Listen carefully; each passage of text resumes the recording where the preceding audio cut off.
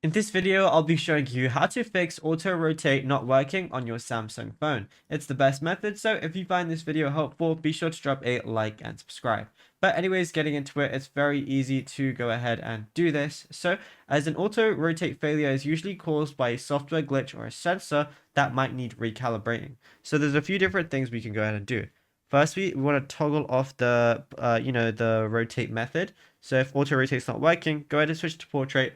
Make sure it's on auto rotate and then try it again.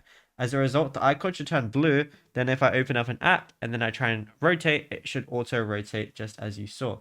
Now, what I can also do is go over back to my control panel, long press the auto rotate icon, and I want to make sure it's for home screen, lock screen, and voice call screen as well. You can switch them all on and then go ahead and tap done. Once you go ahead and do that, and then as a result, it should definitely work a lot better too. And yeah, it's as simple as that. Now, if you found this video helpful, be sure to drop a like and subscribe. And also be sure to check out all our other tutorials that we've been posting on the channel as well, because there is a lot to go through.